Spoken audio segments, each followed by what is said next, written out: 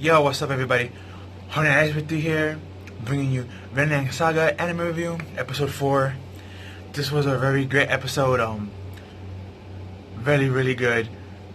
As you probably seen in my thumbnail, we got the death of Thor this episode. It kind of sucked how he went out. I mean, he went out like a boss, I give him that, but it was like, it was so many variables against him in these past like 3 episodes. It was like you can tell he was going to die. The fact that we even get to see like people older in the opening and ending, and we don't get to see him, that was kind of a giveaway that he was going to die somewhere in these first 3 to 4 episodes. So it sucks that he did, but he went down like a boss. We had 2 awesome fights before he died. We had the first fight, which is Bijan, hopefully I'm pronouncing his name right, or John, the big husky dude who threw the spear at Faulkner. We had him. He went kind of berserk on the ship, seeing his men get beat up single-handedly by Thor.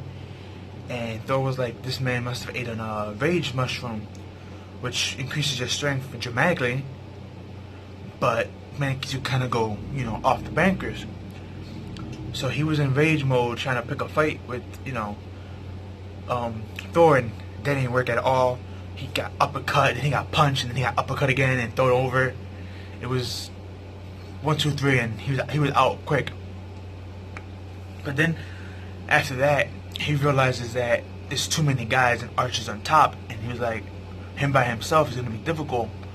So he came up with a smart idea to challenge Askeladd, the leader of the pirates. I'm not sure. Some people tell me it was Askeladd.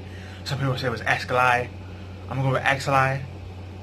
But Askeladd, he basically asked him, they didn't ask him, but he challenged him to a duel under Odin, which is, northern gods that they worship. And he's like, okay, I accept your duel. And this fight was a little bit longer than the first fight, because the first fight with Bajin, that was like a real quick fight. I mean, it was just him just throwing punches in all his openings. Bajin, he's in rage mode, so he's not really defending or concealing himself well. I mean, he can't really think, he's just going in, biting and throwing tantrums and stuff, so. But against Askeladd, he actually had somewhat, I guess, you could say a challenge. The fight was really good how it began.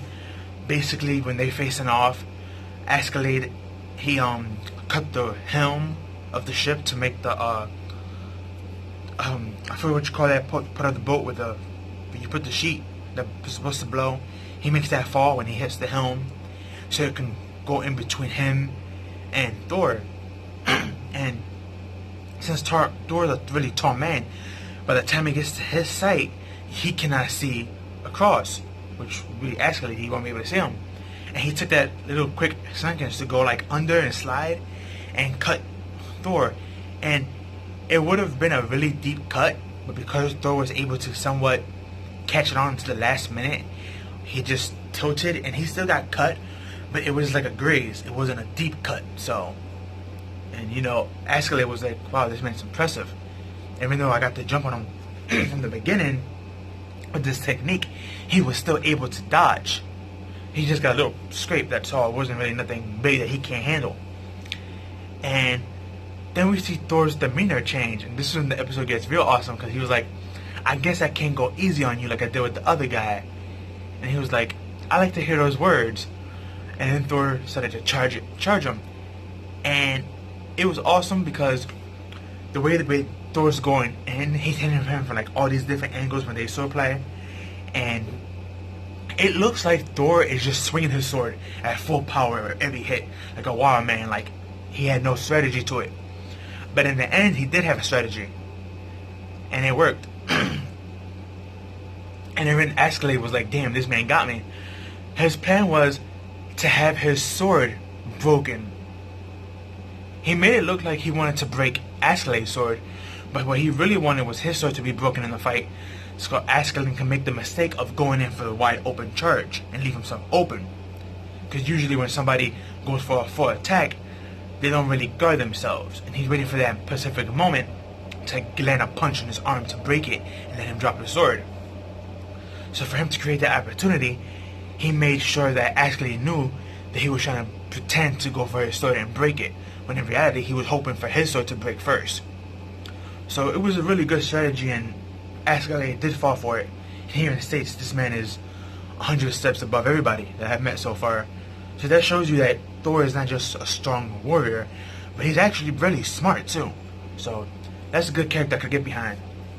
But like I said earlier in the review, sadly he dies. The whole purpose of this was that they wanted his head no matter what, and he wasn't going to honor the duel with Askeladd. But Thor would, like, he threw his sword to the ground. He was like, look, there's certain things a warrior can't do with a sword. A sword can't solve all problems. And he kind of got, Askeladd respect, and Askeladd just raised his hands for the archer to only shoot one person, and they shot down Thor. But Thor was still standing like a boss. He was taking the hits like Scarface. He was awesome. That was actually my favorite moment. It was like, Scarface is one of my top 3 movies of all time. So seeing that part kind of reminds me of the ending of Scarface. And I was like, okay, that's pretty cool. I like that. That's dope. But as he's there with all those arrows in him, he just turns around and he starts talking like it's nothing. And he starts talking to Lifa, and he was like, yo, I need you to take my head and bring it to the king of the Vikings, because if you don't, he's gonna think I ran away again, and then the village is gonna pay for it. And stuff like that. And then he turns to Ashley and he was like, you have to be a man on your word, and since I won, you have to keep your promise. He's like, yeah, don't worry, me and my men will withdraw. And one of the guys, the guy with the long black hair that liked his daughter, he got real upset, and he went for the kill on Askeladd, but Askeladd just punched him in the face and sent him flying. He was like, disrespectful kid, you lucky Thor did what he did. That's the only reason why shitty brats like you are alive, so be grateful.